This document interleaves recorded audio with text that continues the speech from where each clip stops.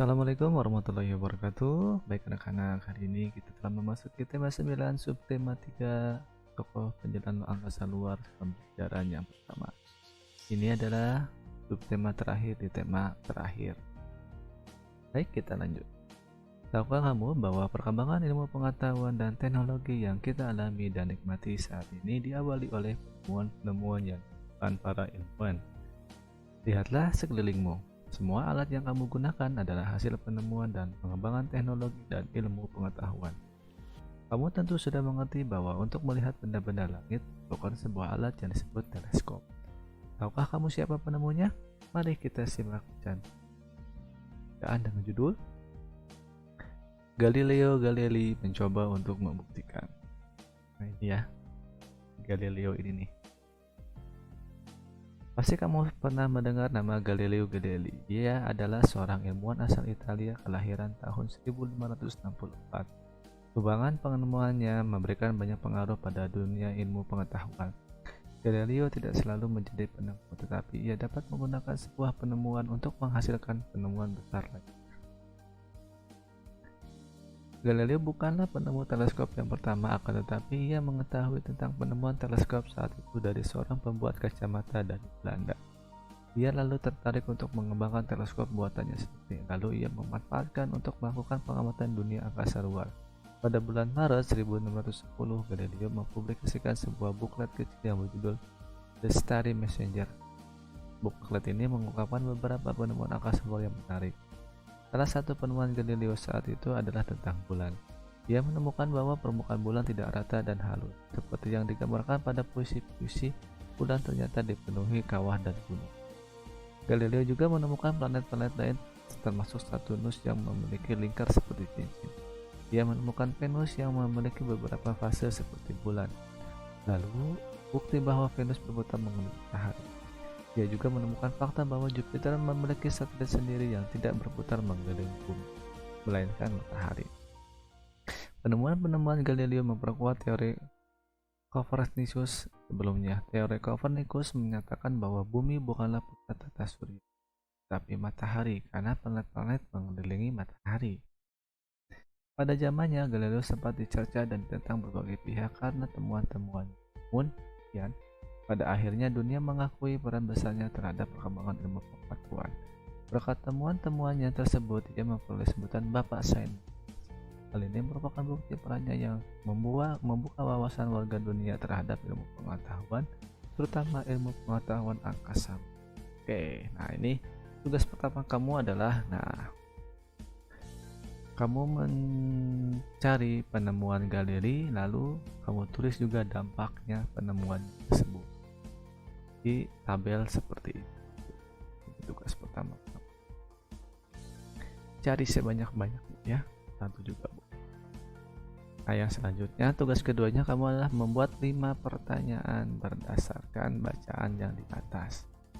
Pertanyaan yang ingin kamu ketahui tentang Galileo ya.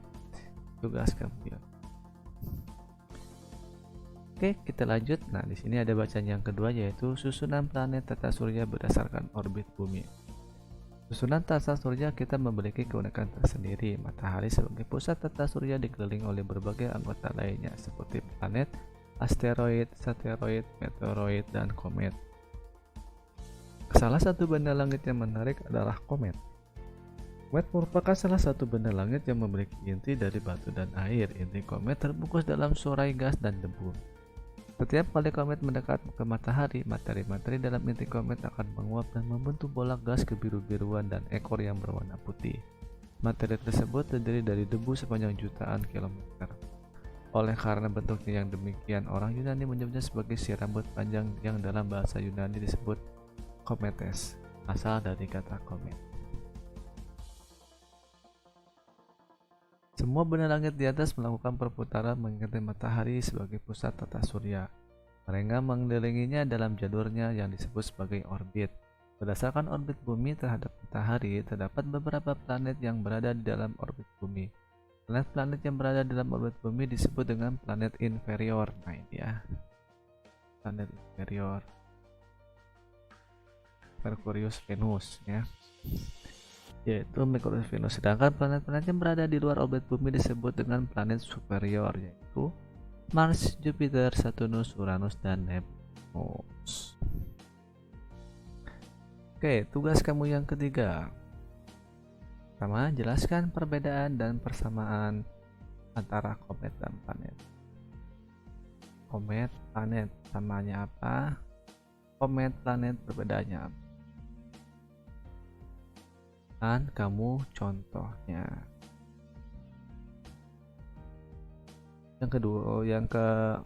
Selanjutnya yang keempat, nah, pengelompokan sistem tata surya. Kalau yang seperti Indonesia itu, kalau kemarin sudah membahas planet dalam, planet luar, nah sekarang kamu jelaskan yaitu planet inferior dan planet superior.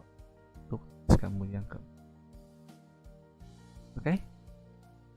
Oke, baik, kita lanjut. Nah, ini ada bacaan yang ketiga, yaitu dengan judul Kesempatan yang Hilang oleh Intan Sari El Izwa. Nesa, ayo tidur, sudah malam. Mama mengingatkan Nesa yang masih asik membaca buku di kamar. Besok kan hari Sabtu, mah. Nesa libur, sahut Nesa sambil terus membaca bukunya. Loh, bukankah kamu akan pergi ke planetarium bersama teman-teman sekelasmu? Tetap harus bangun pagi kan, kata mama mengingatkannya. Berangkatnya agak siangan kok, mah. Nesa bisa mengatasinya. Besok bangun pagi dan siap berangkat, kilas Nesa. Nes, kamu ingat kejadian hari ini kan? Kamu sendirian bilang kalau tadi kamu mengantuk sekali dan tidak bisa berkonsentrasi dengan baik di sekolah karena semalaman kamu tidur kemalaman. Kata mama mendekati Nesa yang masih membaca bukunya di tempat tidurnya. Ingat, kata papa, anak seharusnya kamu harus tidur cukup, badanmu memerlukannya, nasihat. Baiklah, mah. Nesa tidur sekarang, kata Nesa sambil menyerahkan bukunya kepada mamanya untuk makan. Jam sudah menunjukkan pukul 12:15. Mama mendekatkan kamar Nesa ketika Nesa sudah benar. Keesokan paginya, Nesa, ayo bangun, kata mama Nesa. Aku kan baru saja tidur, kau sudah dibangunkan mama, cepat sekali, pikir Nesa. Nesa membuka matanya dengan berat, dengan perlahan ia melangkah mendekati ruang makan. Di sana mama, adiknya Lili, dan papa sudah terlihat rapi. Papa, mama, dan Lili akan berkunjung ke rumah Om Bram mungkin sampai sore hari. Ini kamu mau ke planetarium kan? Nesa bisa bersiap sendiri kan, katanya. Nesa mengangguk tak lama kemudian papa, mama, dan Lili pun berangkat pergi. Nesa mengambil setangkap roti isi kesukaannya yang akan disiapkan mama. Sambil mengunyah, Nesa kembali ke kamarnya hendak mengambil baju untuk segera mandi. Karena rotinya belum habis, Nesa duduk di pinggir tempat tidurnya, mengambil bantal untuk bersandar dan menikmati rotinya. Ah, nyaman sekali, mandi nanti dulu deh, masih ada waktu, pikirnya. Menunjukkan pukul 7:30. Tanpa disadari, Nesa terlelap. Beberapa jam kemudian Nesa terbangun dan mendapati dirinya masih memegang roti isi yang belum habis.